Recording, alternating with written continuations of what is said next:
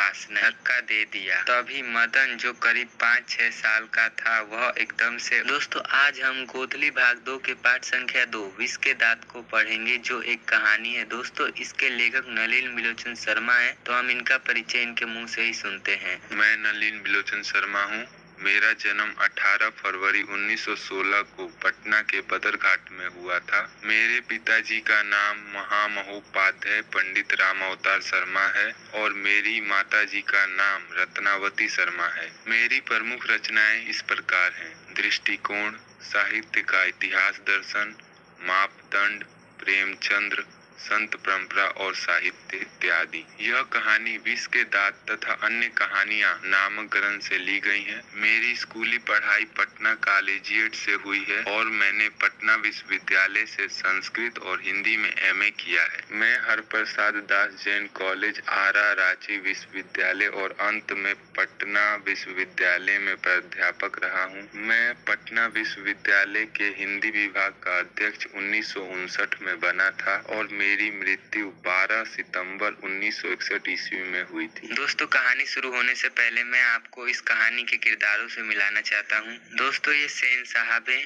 और ये इनकी पत्नी है। इनकी 5 पुत्रियां हैं जिनका नाम सीमा, रजनी, आलो, शेफाली, आरती है और इनका एक पुत्र है जिसका नाम खोखा या कासू है। दोस्तों इसका नाम कासू है पर इसको इसके पिताजी प्यार से खोखा कहते हैं। दोस्तों ये परिवार इस कहानी का अमीर परिवार है। अब मैं आपको इस कहानी के गरीब परिवार से मिलाता हूँ। दोस्तों ये है गिरधर लाल और ये इनकी पत्नी है। इनके बेटे का नाम मदन है। अब दोस्तों हम कहानी की ओर बढ़ते हैं। सेन साहब के पास एक काले रंग की कार थी जो 7500 रुपए की थी। सेन साहब को अपनी कार पे बहुत आन था क्योंकि गांव में ऐसी कार किसी और के पास नहीं थी। उस कार की चमक ऐसी थी कि लोग उसमें अपनी शक्ल भी देख सकते थे। उस कार को अगर कोई छू ले तो समझो उसकी आज सामत आई है। सेन साहब एक अमीर व्यक्ति थे। सेन साहब की 5 पुत्रियां थी जिन्हें वह कठपुतली बनाकर रखते थे क्योंकि वह सेन साहब के एक इशारे पर हाजिर हो जाती थी। अगर सेन साहब कह दे कि लड़कियों आज खेलना नहीं है तो वह नहीं खेलेंगी। दोस्तों उनके लिए खाने पीने का नियम अलग था और पढ़ने लिखने का नियम अलग था। वह ज्यादा हंस नहीं सकती थी,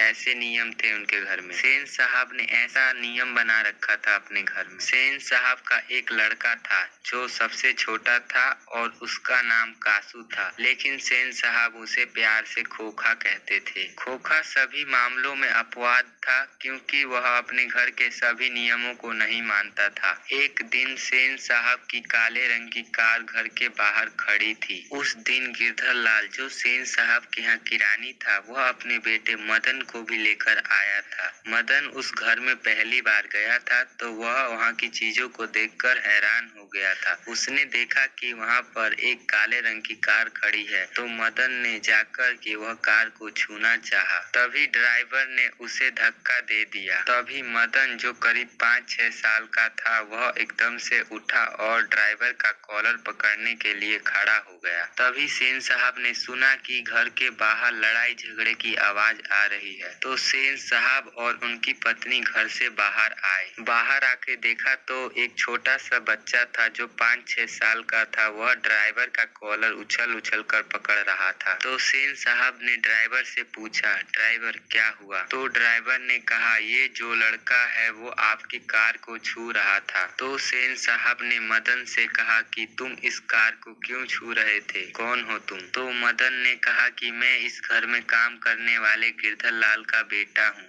यह सुनने के बाद मदन की माँ दौड़कर आई तो सेन साहब ने बोला कि मदन की माँ मदन को ले जाओ और देखना कि यह फिर से ऐसी गलती ना करे। तभी सेन साहिबा ने कहा, ऐसे ही बच्चे आगे चलकर चोर और डाकू बनते हैं। यह सुनकर मदन की माँ ने कुछ नहीं कहा, लेकिन मदन बहुत गुस्से में था तो मदन की माँ उसे लेकर चली गई। और जब ये बात गिरधर लाल को पता चली तो उसने सोचा कि मदन ने आज तो उसके मालिक के घर पर ही लड़ाई कर ली है। तो मदन के पिता ने मदन को रात में बहुत मारा तो मदन बहुत चिल्ला रहा था, बचाइए बचाइए। तो यह सब सुनकर सेन साहब और उनकी पत्नी जो सोए हुए थे उनकी नींद खुल गई और सेन साहिबा ने कहा, कमबख्त कौवे की तरह चिल्ला रहा है, भिखमंगा कहीं का। जब खोखा छोटा था तो उसके पिता सेन साहब सोचते थे कि ये मेरे नाउम्मीद बुढ़ापे की आंखों का तारा है। खोखा घर में बनाए गए नियमों में अपवाद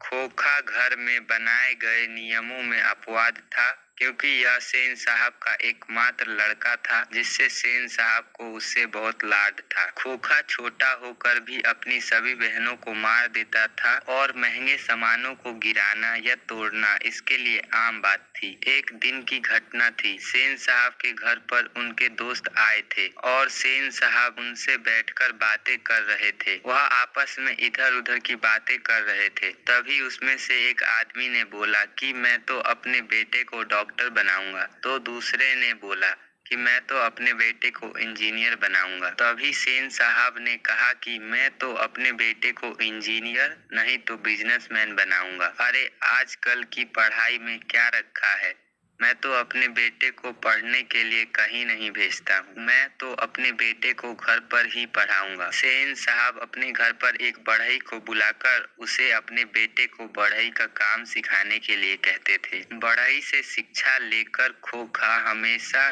ठोक ठाक करता रहता था और कोई सामान को बिगाड़ता और बनाता रहता था। एक बार क्या हुआ कि जब सेन साहब के दोस्त उनके घर पर आए थे तो खोखा ने उनके कार की हवा ही निकाल दी थी। जब सेन साहब के दोस्त उनके घर से जाने लगे तो उन्होंने देखा कि उनके कार की हवा तो निकल गई है। तो वह सोचने लगे कि यह कार की हवा किसने निकाली है। तभी वहाँ पे दूसरी काले रंग की जो कार खड़ी थी उसका हेडलाइट खोखा ने तोड़ दिया। यह देखकर सेन साहब के दोस्त ने सेन साहब से कहा, यह आपका बेटा बड़ा अजीब है, अजीब अजीब हरकतें करता है। तब सेन साहब ने अपने बेटे का पक्ष लेते हुए कहा कि मेरा बेटा उस हेडलाइट में देखना चाहता था कि अंदर क्या है, इसीलिए उसने इसे खोल दिया। मेरे बेटे के अंदर इंजीनियर के गुण हैं। अगले दिन मदन गली में लट्टू नचाने का खेल खेल रहा था। वहीं पर आ गया अमीर बाप की औलाद कासू। कासू ने अकड़ के कहा कि मैं भी खेलेगा।